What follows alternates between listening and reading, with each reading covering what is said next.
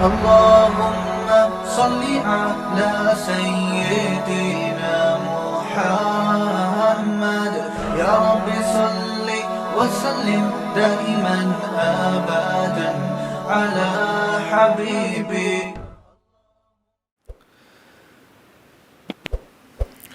اللہ تعالیٰ نے ہمیں دنیا میں بھیجا بہت محدود وقت کے لیے، لیکن اس محدود وقت میں ہم بھول جاتے ہیں کہ ہم محدود وقت کے لیے آئے ہیں۔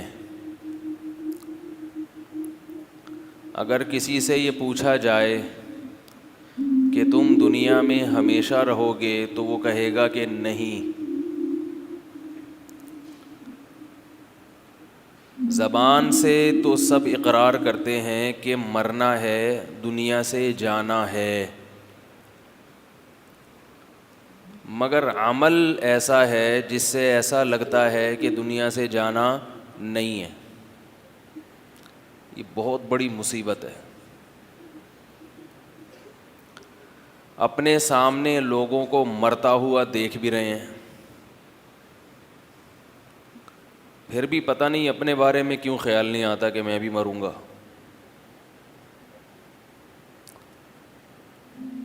نبی صلی اللہ علیہ وسلم نے ارشاد فرمایا، اکثروا من ذکر حازم اللذات الموت۔ تمام لذتوں کو ختم کر دینے والی چیز کو کثرت سے یاد کیا کرو، اور وہ چیز ہے موت۔ مرنا ہے، مرنا ہے، مرنا ہے، مرنا ہے، مرنا ہے، اس کا اتنا ورد چلتے پھرتے کرنا چاہیے کہ یہ اچھی طرح ذہن نشیں ہو جائے۔ آپ کو معلوم ہے کہ ہم دن بھر جو بھی کام کرتے ہیں وہ دو قسم کے کام ہوتے ہیں۔ ایک وہ کام ہوتے ہیں جو ہم سوچ سمجھ کے اپنے ارادے سے کر رہے ہوتے ہیں، جیسے ابھی آپ لوگ میرا بیان سن رہے ہیں، جمعے کی نماز پڑھنے آئے، آٹومیٹیکلی نہیں آ گئے، سوچا آپ نے جائیں یا نہیں جائیں۔ اکثر تو ایسا ہی ہیں کہ بھئی سوچا، خیال آیا، چلو چلتے ہیں۔ تو یہ ہے شعوری حرکت، جیسے میں ابھی بول رہا ہوں سوچ سوچ کے، سمجھ رہے ہیں نا؟ کھانا کھاتے ہیں سوچتے ہیں پہلے سے، کیا کھانا ہے گھر والے سوچتے ہیں کہ بھئی آج کیا پکانا ہے۔ یہ وہ حرکتیں ہیں، یہ وہ کام ہیں جو ہم پہلے سے سوچتے ہیں۔ کچھ کام ایسے ہوتے ہیں جو لاشعوری طور پر کر رہے ہوتے ہیں ہم، جیسے نوالا بنا کے جب آپ نے منہ میں ڈالا تو چبانے کے لیے سوچنا، بولو یار، نہیں پڑتا۔ کھانے کا تو ارادہ کرنا پڑتا ہے، کھاؤں کہ نہیں کھاؤں، چلو ناشتہ کر لو یار، آفس کی دیر ہو رہی ہے، لاؤ بیگم لے آؤ ناشتہ، ایسا ہی کہتے ہیں نا گھر میں، یا امی سے کہتے ہیں بچے، امی ناشتہ دے دیں، آج میرا موڈ نہیں ہے، یہ پراٹھا ہے نہیں، آج ڈبل روٹی کھانی ہے، یہ ملائی کیوں رکھ دی، آج تو جیم کھانا ہے، مکھن کھانا ہے۔ یہ سب سوچ کے ہو رہا ہوتا ہے۔ اب جب کھانے کا فیصلہ کر لیا اور منہ میں نوالا ڈال دیا، اب چبانے کے لیے سوچنا، اب یہ نہیں کہ سوچ کے چباؤں، چلو چبا لو، ایک اور دفعہ چباؤں، ہاں جی ایک اور دفعہ چبا لو۔ حکیم نے کہا ہے کہ 30 دفعہ چبانا چاہیے، تو اب گن گن کے وہ سوچنا نہیں پڑتا، وہ منہ میں نوالا گیا اور بکری کی طرح منہ گھومنا شروع ہو گیا۔ ہاں زیادہ چبانے کے لیے سوچنا پڑتا ہے، نارملی جتنا لوگ چباتے ہیں اس کے لیے سوچنا نہیں پڑتا، حالانکہ کام تو آپ کر رہے ہیں، مگر یہ حرکت آپ کی لاشعوری حرکت ہے، لاشعوری۔ کانشیس ہوتا ہے نا انگلش میں، شعور اور انکانشیس کہتے ہیں شاید، کہ لاشعوری حرکت. یہ لاشعوری حرکت ہے. ماہر نفسیات نے 3 حرکتیں بیان کی ہیں، لیکن کہتے ہیں کہ 2 ہی ہیں، شعوری اور لاشعوری، تیسری کوئی نہیں ہوتی.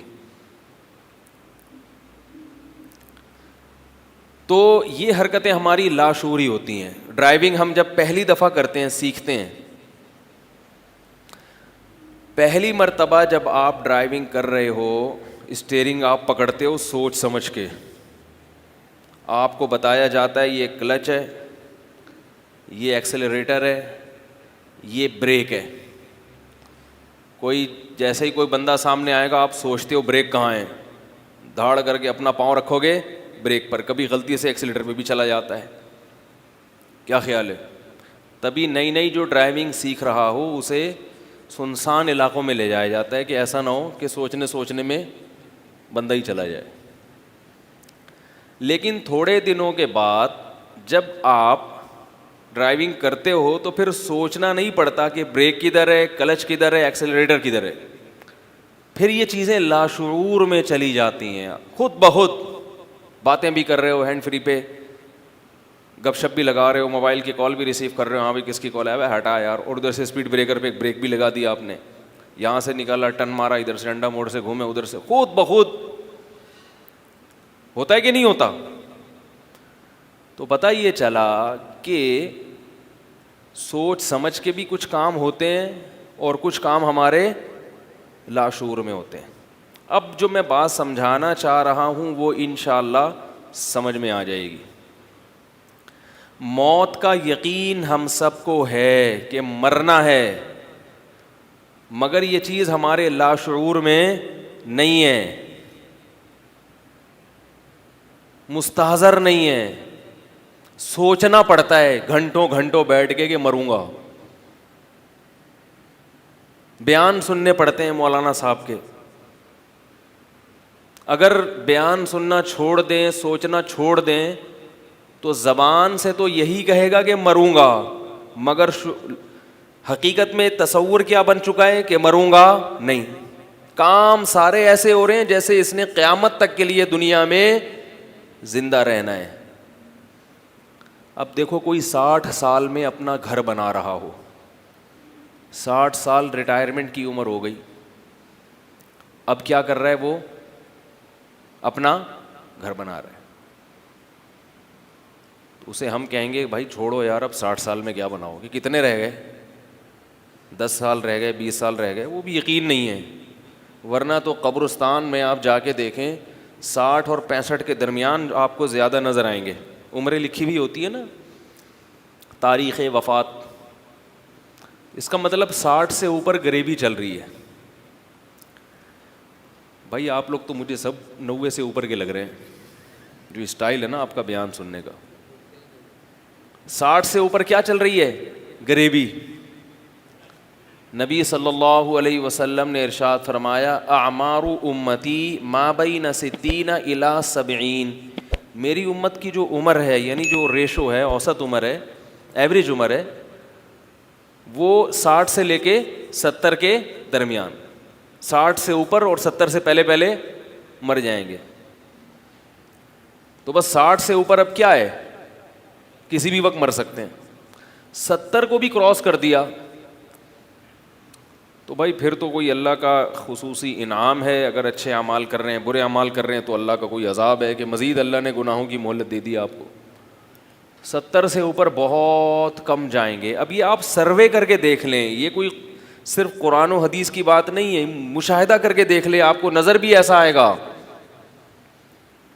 رشتہ داروں میں، محلے پڑوس والوں میں سب سے بڑا بہترین جو سروے کی جگہ ہے وہ قبرستان ہوتی ہے.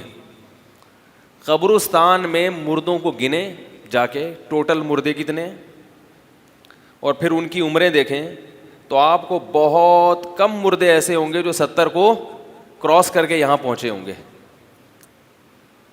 بچے بھی ملیں گے، جوان بھی ملیں گے، نو عمر بھی ملیں گے، ہر طرح کے لوگ ملیں گے. ہونا تو یہ چاہیے کہ بھائی جس عمر کا ایک لمحے کا بھروسہ نہیں ہے، اس میں تو 60 کا انتظار بھی حماقت ہے.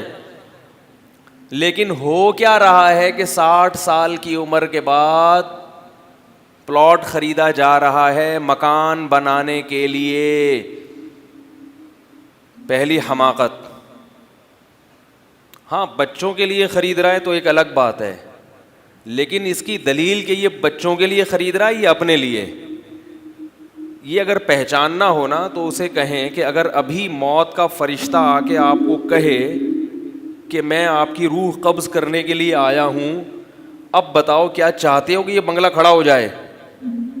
تو اگر آپ اس وقت کہتے ہیں ہاں میں پھر بھی چاہتا ہوں کہ مجھے تو مرنا ہے, ٹھیک ہے میں تیار ہوں, لیکن میں چاہ رہا تھا کہ بچوں کے لیے ایک مکان بنا کے چلا جاؤں, اگر اس وقت بھی یہ جذبات ہیں پھر تو یہ اس کی علامت ہے کہ واقعی اپنے لیے نہیں بلکہ کس کے لیے بنایا جا رہا ہے. ارے یار بول دیا کرو اللہ کے بندو یار, کس کے لیے بنایا جا رہا ہے؟ بچوں کے لیے. لیکن 99% جو کیس ہوں گے نا کہ موت کا فرشتہ آ کے اگر یہ کہے کہ ابھی نکلو ٹائم آپ کا پورا ہو گیا ہے, تو آپ کی جو وہ تو ابھی ہو نہیں رہا نا, تو پھینکنے کا تو کچھ بھی پھینک دے آدمی بیٹھے بیٹھے.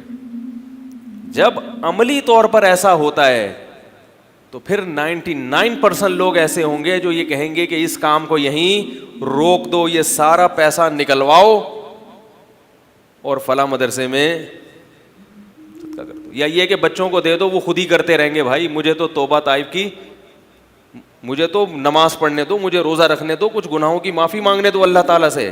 چھوڑو ان چکروں میں نہیں پڑو, جو اولاد کو کھلا دیا پلا دیا جوان کر دیا ہماری ذمہ داری ختم. لیبل اولاد کا ہوتا ہے, مقصد اپنا گھر چاہیے ہوتا ہے. یہ حرام نہیں ہے اپنا گھر, 99 سال میں بھی بنا سکتے ہیں, 99 سال میں بھی اپنا گھر آپ بنا سکتے ہیں, جائز ناجائز کی بات نہیں کر رہا. لیکن جس کے دل میں موت کا استحضار ہو, اس کے لاشعور میں موت کا تصور آ جائے, وہ یہ بچکانہ حرکتیں اس عمر میں بولو بھائی نہیں کرتا. کہتا ہے گزر گئی اب کیا کرنا ہے یار, کرائے پہ گزر گئی زندگی, گزر گئی, چھوڑو ادھر کی تیاری کرو. چلو وہاں کی نہیں بھی کرتے تو ادھر دل تو نہ لگاؤ کم از کم.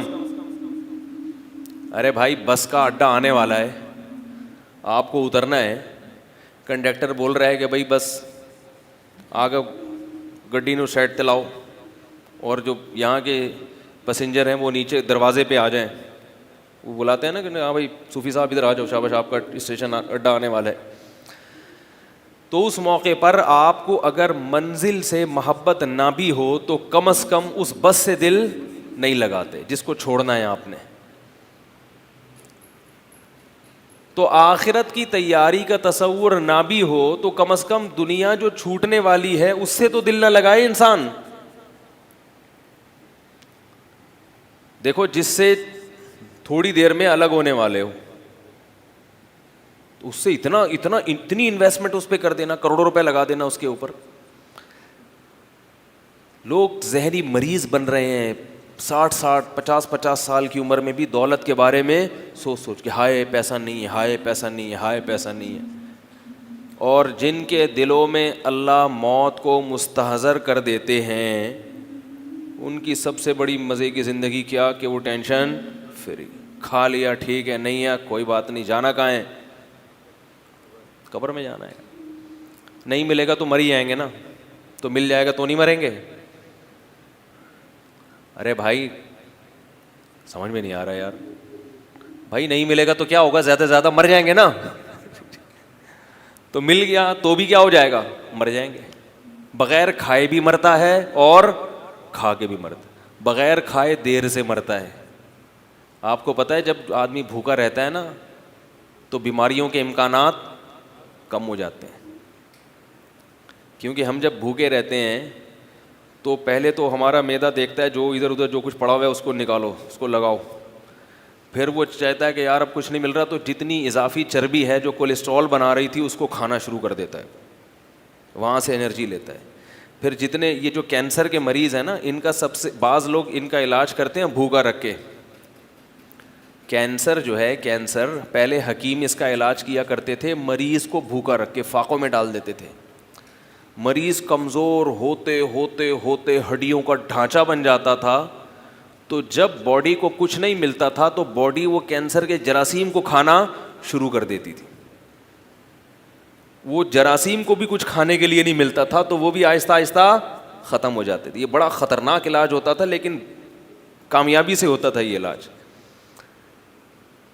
تو بالآخر جب بالکل اتنا اس کو دیتے تھے کہ مرے نہیں یہ بندہ، یہ آدمی مرے نہیں، بالکل سوکھ کے کانٹا بن جاتا تھا، تو وہ ساری اس کی وہ جو جراثیم تھے نا کینسر کے، وہ بھی آہستہ آہستہ، کینسر کے جراثیم بھی تو جب کھاؤ گے پراٹھے اور ایکسرسائز نہیں کرو گے تو وہ ہر چیز پھر کھاتی ہے.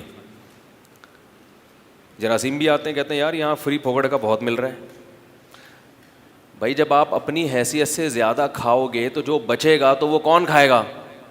دیکھو مچھلی آپ کھاتے ہیں، کانٹے اور جو گوشت تھوڑا سا لگا ہوا چھوڑ دو تو بلی آتی ہے کہ نہیں آتی؟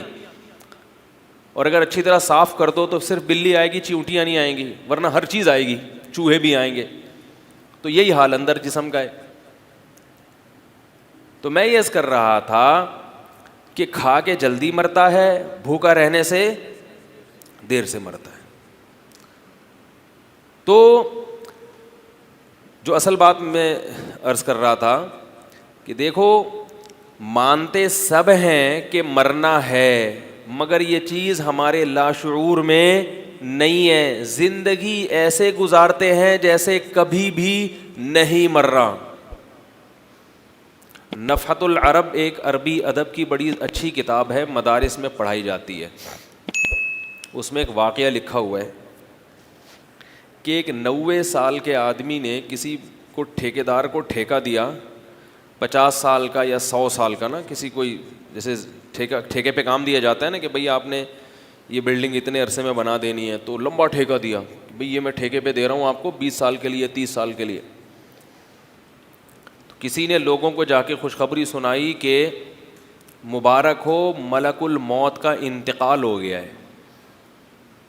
ملک الموت، موت کے فرشتے کو کہتے ہیں. مبارک ہو ملک الموت کا، بولو نا یار کیا ہو گیا یار، آپ کا تو انتقال نہیں ہوا، ماشاءاللہ سب زندہ ہیں. ملک الموت کا انتقال ہو گیا. لوگوں نے کہا یار موت کے فرشتے کا انتقال ہو گیا، کیسے پتہ چلا؟ اس نے کہا 99 سال کا آدمی 50 سال کا ٹھیکہ لے رہا ہے، ٹھیکے پہ دے رہا ہے، تو اس کا مطلب یہی ہے کہ موت کے، اس کو کسی نے بتایا ہوگا کہ موت کا فرشتہ مر گیا ہے. رسول اللہ صلی اللہ علیہ وسلم نے فرمایا یحرم ابن آدم ویشب فیہ اثنتان الحرص علی المال وطول الامل. جیسے جیسے بوڑھے ہوگے دو چیزیں جوان ہوں گی، لمبی لمبی امیدیں اور دولت کی ہوس. عجیب بات ہے، ہونی کم چاہیے کہ اب قبر کے قریب جا رہے ہیں تو پیسے کی محبت بڑھنے کے بجائے کم ہو. نبی صلی اللہ علیہ وسلم کا جو کلام ہے نا، خدا کی قسم وہ خود دلیل نبوت ہے. میں نے اپنی زندگی میں خود مشاہدہ کیا اس چیز کا. ہاں جوانی میں کسی نے یہ محبت ختم کر دی، پھر بڑھاپے میں یہ چیزوں کی محبت نہیں ہوتی، کیونکہ حدیث کے الفاظ یہ نہیں ہے کہ بڑھاپے میں یہ دو چیزیں پیدا ہوتی ہیں، نہ نہ نہ نہ، جوان ہوتی ہیں. جوان وہی چیز ہوتی ہے جو پہلے پیدا، بولو بھائی، ہو چکی. اگر جوانی میں آپ نے دیواروں کی، اینٹوں کی، مکانوں کی، دولت کی اور لمبی لمبی امیدوں کی ہوس ختم نہیں کی اور آپ اسی امید پہ لگے رہے کہ ابھی تو میں جوان ہوں، بعد میں دیکھی جائے گی، تو بعد میں یہ برائیاں اور بڑھ جائیں گی، کم، بولو بھائی، نہیں ہوں گی. ابھی سے ان کو ختم کر دو، دل کو ان گندگیوں سے، بدبودار فنا ہونے والی چیزوں سے پاک کر دو. سکون کی زندگی گزرے گی، اللہ کی قسم. سکون خواہشات کی تکمیل میں نہیں ہے، سکون اس میں نہیں ہے کہ آپ کی ساری خواہشیں پوری ہو جائیں. اگر اس میں سکون ہوتا تو سویڈن، جاپان اور امریکہ کے لوگ سب سے زیادہ سکون میں ہوتے. کیسے بتائیں یار بھائی، وہ ان کی تو ہر خواہش پوری ہو رہی ہے. ہو رہی ہے کہ نہیں ہو رہی؟ علاج ان کا فری. امریکہ میں آپ کسی ہاسپٹل میں چلے جائیں تو پیسوں کا نہیں پوچھتے آپ سے, وہ کہیں وہ بات کی چیز ہے, سب سے پہلے کیا ہوگا آپ کا علاج. بورڈ پہ لکھا ہوا ہے, نوٹس بورڈ, ہسپتال میں جاتے ہی آپ جا کے پڑھ لیں, کسی امریکی سے پوچھیں, لکھا ہوا ہوتا ہے کہ آپ اگر مریض ہیں تو آپ کا یہاں مکمل علاج ہوگا. اور علاج بھی ہماری طرح نہیں ہوتا کہ میں نے تو ابھی لوٹ لیا فلاں ہسپتال میں بھیج دو اس کو. بہت تمیز سے علاج ہوتا ہے. ڈاکٹر خیر خواہی کرتے ہیں پیشنٹ کے ساتھ. لا ایسا ہے, قانون ایسا ہے, گڑبڑ کر نہیں سکتے. ہمارے یہاں تو یہ نہیں پتہ ہوتا یہ مرے کیوں, علاج نہ ہونے کی وجہ سے مرے یا فلاں صاحب علاج کی وجہ سے مر گئے. یہ تو ہم فرض کر لیتے ہیں کہ بھائی مقدر میں تھا مر گیا, ٹھیک. بس اللہ نے لکھی ہوئی تھی موت. مولوی صاحب نے کہا ہے کہ اللہ نے کیا لکھی ہوئی تھی, موت لکھی تو مر گیا. ورنہ جس قسم کی چیزیں کھلائی جا رہی ہیں اینٹی بائیوٹک, وہ تو ویسے ہی آپ کی زندگی کو کم کر رہی ہیں. تو نوٹس بورڈ پہ لکھا ہوا ہوتا ہے کہ آپ جب جائیں گے تو آپ کا علاج مکمل ہوگا. آپ سے یہ نہیں پوچھا جائے گا کہ آپ کی قوم کیا ہے, آپ کس ملک کے ہیں, آپ کا مذہب کیا ہے, اور سب سے بڑی بات یہ کہ آپ کی جیب میں علاج کے پیسے ہیں یا نہیں ہیں. وہ کہتے ہیں یہ ہیومن رائٹس ہے کہ جو بیمار ہے وہ غریب ہو امیر ہو, صحت اس کا بہرحال حق ہے. یہ بات کی ٹینشن ہے کہ پیسے تھے یا نہیں تھے, کیا خاندانی سسٹم ہے یا نہیں ہے. ایسے لوگوں کو تو بیماری نہیں ہونا چاہیے جہاں اتنا اچھا صحت کا سسٹم چل رہا ہو. اور ہمارے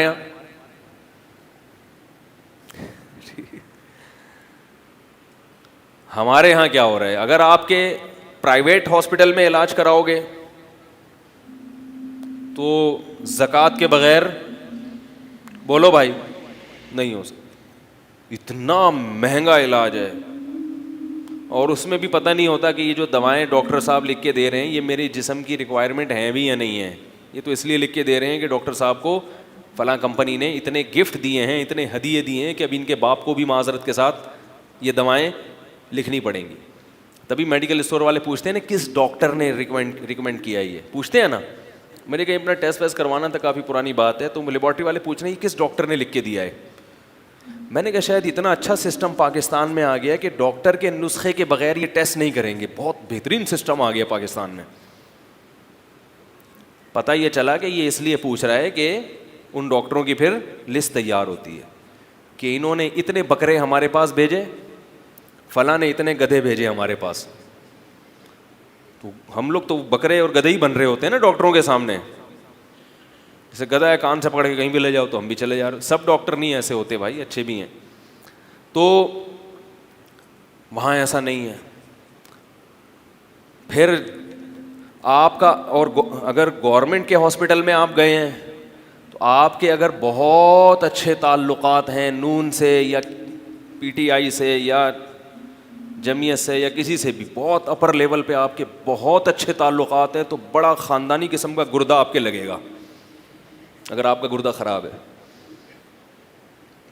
کیا خیال ہے؟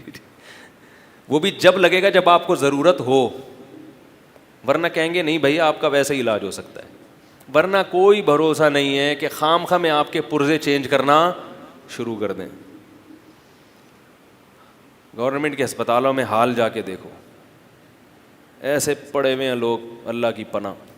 لیکن خیر اب کچھ تھوڑا سا بہتر ہوا ہے سسٹم. تو کسی بھی چیز میں جا کے دیکھ لو, ٹریفک میں گاڑی چلاتا ہوں, اللہ کی پناہ ہے, بائک والا آگے جا رہا ہوگا, آپ ہارن دیتے رہو, بھائی ہٹا لے یار, یہ فاسٹ ٹریک ہے, آپ کو جب آہستہ چلانی ہے اور بیوی بچوں کے ساتھ بیٹھ کے موٹر سائیکل چلا رہے ہو تو تمہیں تو ویسے بھی بیچ سڑک پہ نہیں چلانی چاہیے. ذرا سی سلپ ہوئی تو ان بچوں کا, اس عورت کو کیوں قتل کرنا چاہتے ہو؟ ایسے لوگ ہیں میرے علم میں, بیگم کو لے کے جا رہے تھے فاسٹ ٹریک پہ, گرے, بیگم صاحبہ کچلی گئیں, سالی سے شادی ہو گئی, بچے ہیں ماشاءاللہ. اب ہمیں تو شبہ ہوتا ہے یار یہ تو مجھے تو کوئی لگ رہا ہے کہ یہ گڑبڑ, بھائی مجھے تو شبہ ہو رہا ہے بھائی. یار تم فاسٹ ٹریک پہ لے کے بیگم کو موٹر سائیکل پہ بٹھا کے تم کنارے کنارے چلو, ذرا سا یہاں اگر گری, خود تو ہیلمٹ پہنا ہوا ہوتا ہے نا, بچنے کا امکان ہوتا ہے. خیر اچھی نیت کرنی چاہیے کہ بھائی شاید اپنی تقدیر سے مری, لیکن چھوٹی والی سالی سے شادی ہو گئی تو شیطان تو میرے دل میں وسوسہ ڈالتا ہے کہ اس نے نظریں کس پہ ہو, ممکن ہے بدگمان نہ ہو, لیکن شیطان تو شیطان ہے نا بھائی. تو آپ جو موٹر سائیکل پہ جا رہے ہوتے ہیں نا فاسٹ ٹریک پہ, آپ کبھی کار میں ان کے پیچھے آ کے ان کو ہارن دیں, ہٹے گا ہی نہیں, پھر پیچھے مڑ کے غصے سے دیکھے گا جیسے ہم غلطی کر رہے ہیں. رکشے والے بھی ایسے ہی کر رہے ہیں. تو اکثر اوورٹیک کہاں سے, لیفٹ سائڈ سے کرنا پڑتا ہے, غلط سم سے. تو بس ایسے چل رہی ہوتی ہے گاڑیاں سڑک پہ, یوں یوں جہاں سے جگہ ملے نکال لو, اور پیچھے لکھا ہوا بھی ہوتا ہے تپڑ ہے تو پاس کر ورنہ برداشت کر. رکشے نے پیچھے لکھا ہوتا ہے تپڑ ہے تو پاس کر, نکل کے دکھا تو آگے ورنہ کیا کر برداشت. ماں کی دعا جنت کی ہو, اور ایک کے پیچھے لکھا ہوا تھا باپ کی دعا ٹریکٹر کا دھواں.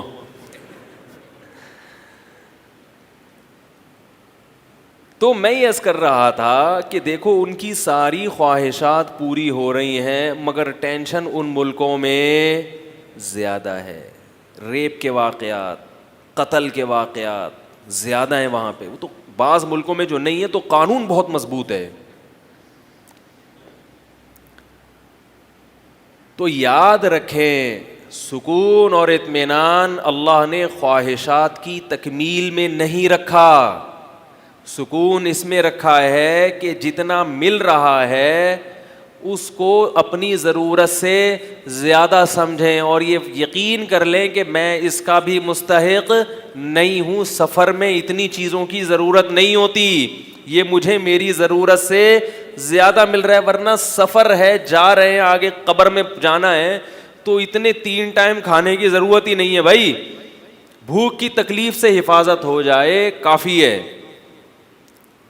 سونے کے لیے کوئی چھپڑ میسر ہو جائے کافی ہے, خواہشات نفسانیہ مجھے زنا کی طرف نہ لے جائیں تو 1 آدھ بیوی مل جائے کافی ہے. کافی اتنی ہے, باقی شریعت نے ترغیب زیادہ کی دی ہے, وہ ایک الگ موضوع ہے. کہیں آپ سمجھے وہ کافی ہے تو اچھا پھر تو ٹھیک ہے بھائی, مولوی صاحب کا تو سارے بیانات غلط ہو گئے. غلط نہیں ہو گئے, وہ شریعت کی ترغیب ہے, اس میں الگ مصلحتیں ہیں. گناہ سے بچنے کے لیے کافی ہے. عام طور پر بیماری سے جسم محفوظ ہو جائے, کوئی تکلیف نہ ہو, تو بس اتنا مل گیا. اب باقی سب کیا ہے, غریبی. رسول اللہ صلی اللہ علیہ وسلم نے ارشاد فرمایا جسے 2 وقت پیٹ بھر کے کھانا مل جائے, 2 وقت 3 وقت نہیں. حقیقی بھوک 2 ہی ٹائم لگتی ہے. اگر 3 ٹائم بہت دبا کے بھوک لگ رہی ہے تو پیٹ میں کیڑے ہیں, یقین کر لو. پھر کیا ہے, یہ پیٹ میں کیڑے ہیں. ورنہ انسان کو جو تسلی سے بھوک لگتی ہے نا, خاندانی بھوک, وہ کتنی دفعہ لگتی ہے, 2 دفعہ. کھاتے سب 3 دفعہ ہی ہیں, لیکن صحیح بھوک کس طرح لگتی ہے, 2 دفعہ. تو 2 وقت پیٹ بھر کے روٹی, رات کو سونے کے لیے اچھا انتظام ہو جائے. اچھے کا مطلب گہری نیند آ جائے, ایسی جگہ میسر ہو, کیونکہ گہری نیند نہیں آئے گی تو سارا دن ٹینشن میں رہے گا, خوش نہیں رہ سکے گا. اور اگر شادی شدہ ہے تو یہی انتظام بیوی بچوں کے لیے بھی ہو جائے. تو آپ, اور جسم کسی بڑی بیماری سے محفوظ ہو, تو آپ صلی اللہ علیہ وسلم نے فرمایا یہ ایسا ہے گویا ساری دنیا کی دولت سمیٹ کے اللہ نے اس کے قدموں میں ڈال دی ہے, او کما قال صلی اللہ علیہ وسلم. اب یہ پریشان ہوگا تو یہ پریشانی اس کی اپنی بنائی ہوئی ہے, یہ پریشانی اس کی علامت ہے کہ یہ دنیا کو مسافر خانہ, کمبخت یہ دنیا کو مسافر خانہ نہیں سمجھ رہا, اور یہ سمجھ رہا ہے کہ میں نے یہاں دھرنا مار کے بیٹھ گیا ہوں, میں مروں گا نہیں. دوسروں کو دیکھ دیکھ کے جل رہا ہے, ہائے وہ تو اتنی بڑی گاڑی خرید لی, ہائے وہ تو یہ بھی کھا رہا ہے, ہائے اس نے تو 1000 گز کا بنگلہ بنا لیا, ہائے وہ تو امریکہ نکل گیا, ہائے یہ تو یہ ہو گیا. اللہ کے بندے جہاں بھی نکل جائے آئے گا تو قبرستان میں نا, کتنا آگے جائے گا, واپس ٹرن ہو جائے گا, واپس پیچھے چلا جائے گا. عبرت کی آنکھیں اندھی نہ ہوں تو جہاں میں ہے عبرت کے ہر سو نمونے. بہت اللہ نے عبرت کی چیزیں دنیا میں رکھی ہیں. مجھے کسی نے بتایا کہ پچھلے مہینے یا 2-4 مہینے پہلے کسی انڈیا کی بہت مشہور اداکارہ کا انتقال ہو گیا, اور پتہ نہیں اچانک ہو گیا یا کسی نے گولی مار دی, واللہ عالم, مر گئی. تو بتانے والے بتا رہے تھے کہ بہت مشہور تھی اور بہت دنیا میں اس کے گانے وانے چلے, لیکن اچانک مر گئی. تو میں نے کہا اب تو لوگوں کو بڑی عبرت ہوئی ہوگی, یار کتنی دنیا کمائی اس نے, عزت کمائی, اور وہ عزت 1 منٹ میں بولو بھائی خاک میں مل گئی. اور وہ انڈیا کی تھی تو اس کو جلایا گیا. میں نے کہا اور عبرت ہوگی پھر تو لوگوں کو, اداکارہ ہوگی تو ظاہر ہے خوبصورت بھی ہوگی, اچانک مر گئی, اس کو جلا کے اس کی راکھ بنا دی گئی. انڈیا والے تو ایسے ہی کرتے ہیں نا ہندو, تو پھر تو اس کی راکھ کو دیکھ کے لوگوں کو اور زیادہ ہندوؤں کو عبرت ہو گئی ہوگی کہ بھائی یہ انسان کی حقیقت ہے. اتنی ترقی کرتے کرتے آسمان کی بلندیوں تک پہنچو اور دھڑام سے بولو بھائی, دھڑام سے نیچے ختم, ایک لمحے میں سب کیا ہو گیا, ملیا میٹ ہو گیا. لیکن عبرت کی آنکھیں انسان کی اندھی ہو چکی ہیں. لوگ بتا رہے ہیں کہ بجائے عبرت ہونے کے اور اس کے ایصال ثواب کے لیے اس کے گانے چلائے جا رہے ہیں بھائی. محترمہ ایسے ناچتی تھیں, ایسے گاتی تھیں, یہ ان کی مشہور فلمیں ہیں, اس سے اس کی راکھ کو کوئی فائدہ ہوگا؟ ہونا تو یہ چاہیے کہ دوسرے اداکار اور اداکارائیں دیکھ کے عبرت حاصل کریں کہ بھائی کتنی ہی فٹنس کر لو, یہ لوگ تو کروڑوں روپے اپنی فٹنس پہ خرچ کرتے ہیں. مجھے کسی نے بتایا تھا کہ کوئی اداکارہ پتہ نہیں 2 کروڑ روپے اس کی صرف سالانہ اس پہ ڈسٹیمپر پہ خرچ ہوتے ہیں. 2 کروڑ, یہ پتہ نہیں 1 کروڑ ڈسٹیمپر پہ, میک اپ پہ. یعنی یہ عام ڈبے جو ہم لوگ کے یہاں دیوانوں پہ یہ والے نہیں چلتے, وہاں بہت مہنگے مہنگے ڈبے ہوتے ہیں جو صرف فٹنس کے لیے, کہ بھائی دیکھنے میں کیا نظر آئے, اٹریکٹیو. تو جب تک وہ اٹریکشن ہوتی ہے دنیا سلوٹ کرتی ہے, ان کے گانے سنتی ہے, دنیا کہتی ہے واہ واہ واہ. کہیں گزر جائیں تو جھک جھک کے لوگ کوشش کرتے ہیں ان سے سلام کریں, آٹوگراف لیں, ان کے ساتھ اپنی سیلفیاں بنائیں. اب بناؤ نا اس راکھ کے ساتھ اپنی سیلفی, ہے بھائی. اب اس سے وہ مر گئی تو بغلگیر ہو نا اس سے. جو جنازہ جب پڑا ہوا ہے تو بولو نا کہ میں اس کی فلمیں بڑے شوق سے دیکھتا تھا, میں بھی اس کے ساتھ ہی لیٹوں گا, مجھے بھی قبر میں اس کے ساتھ لے کے جاؤ. سب کہتے ہیں بھائی نہیں نکالو اس کو یار, نکالو. اور مسلمانوں میں تو کم عبرت ہوتی ہے, ان کے یہاں تو زیادہ عبرت ہونی چاہیے. ہم تو پھر بھی عزت سے نہلا کے مردے کو کفن پہنا کے جنازہ پڑھ کے دفن کر دیتے ہیں. غیر مسلموں کے ہاں تو میت کا عجیب ہی حال ہوتا ہے. ان کے تو بہت خطرناک, جب جلانے کا منظر میں نے یوٹیوب پہ دیکھا, بعض مردے جو ہندو لوگ جلاتے ہیں تو اتنا وحشتناک منظر. اس پہ نیچے کسی کے کمنٹس تھے الحمدللہ علی نعمت الاسلام. ہندو جو جلاتے ہیں نا یوٹیوب پہ میتیں, وہ ہیں ان کی کہ وہ میت کو جلاتے کیسے. تو نیچے ایک عربی نے کمنٹ کیا الحمدللہ علی نعمت الاسلام, تمام تعریفیں اس اللہ کے لیے جس نے ہمیں مسلم بنایا. اپنے باپ اپنی ماں کے ساتھ ایسا وحشیانہ عمل کرنا, اس کو اپنے سامنے جلا دینا. انسانی لاش کا بھی تو کوئی اکرام ہوتا ہے, وہ انسان ہے, وہ جانور تھوڑی ہے. تو عبرت ہونی چاہیے, مگر عبرت کے اس موقع پر عبرت بولو بھائی نہیں ہوتی, اور بغاوت پھیلتی ہے. لوگ ان کی تعریفوں میں زمین آسمان کے قلابے ملاتے ہیں. اسی وجہ سے یاد رکھو, اسلام میں کسی غیر مسلم کے لیے مرنے کے بعد دعا کرنے کی اجازت بولو بھائی نہیں ہے. دنیا میں اس کے لیے دعا کر سکتے ہو, زندگی میں. مر گیا تو دعا کی اجازت نہیں ہے. اللہ کہے گا کہ اس نے ساری دنیا کو خوش کیا مگر مجھے خوش نہیں کیا. اب یہ میرے پاس آیا ہے تو اس کو سب سے بڑی سزا یہ کہ اس کے لیے دعا کی اجازت نہیں ہے. یہ باغی ہیں اللہ کے. جب تک غیر مسلم زندہ ہے امکان ہے کہ توبہ کر لے گا, اس لیے آپ اس کو برا بھلا مت کہیں. مر گیا تو اب نہیں, بغیر توبہ کے چلا گیا تو اللہ نے کسی کو 40 سال مہلت دی, کسی کو 50 سال, کسی کو 60 سال. ساری زندگی ساری دنیا کا خیال، مگر جس نے پیدا کیا اس کے لیے کیا کیا آپ نے؟ اس پر ایمان ہی نہیں تھا، کرتے کیا آگے اس کے لیے؟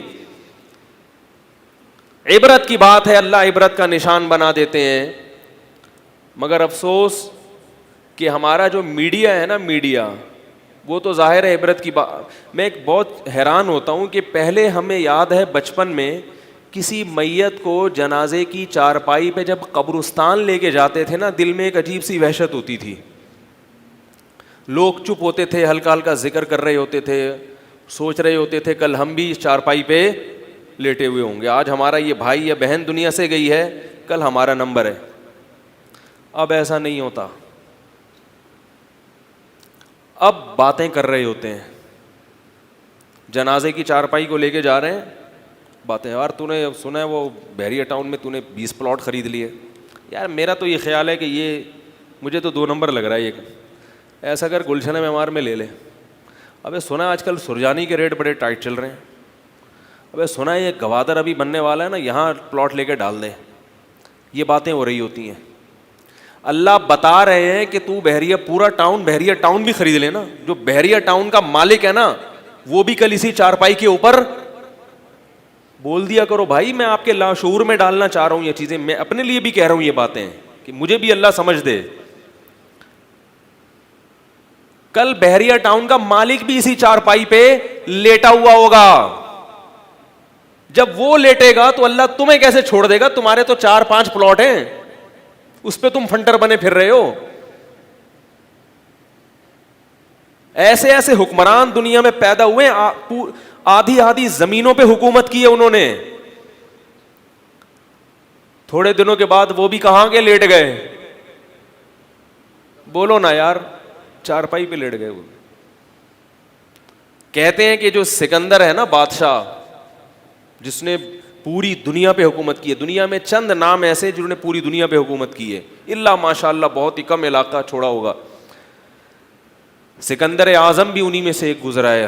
ہزاروں باندیاں خوبصورت، سینکڑوں ہزاروں بیویاں، دنیا کی ہر خوبصورت عورت اس کے آنگن میں آتی تھی. اتنی عیاشی کی ہے اس نے، جو کہتا تھا ہو جاتا تھا. سفر میں اس کی موت واقع ہوئی ہے. سفر میں موت کے وقت کہا جاتا ہے اس نے وصیت کی کہ جب میں مر جاؤں تو کفن سے میرے ہاتھ ایسے خالی نکال دینا. دنیا عبرت کا نشان بنے گی، دیکھے گی کچھ بھی اپنے ساتھ لے کر نہیں جا رہا. تو جن کو یہ حقیقت سمجھ میں آ گئی نا کہ ایسے ہوگا، انہوں نے شروع ہی سے دنیا سے دل نہیں لگایا. کماؤ ضرور، دل نہ لگاؤ. ایک چیز رکھی جاتی ہے دل نہیں لگایا جاتا، اور ایک چیز رکھی نہ جائے مگر دل لگا لیا جائے، یا رکھی جائے دل لگا لیا جائے. یہ ٹینشن کی بات ہے. دل صرف کس کو دینا ہے بھائی؟ اللہ کو دینا ہے، جس کے پاس لوٹ کے جانا ہے.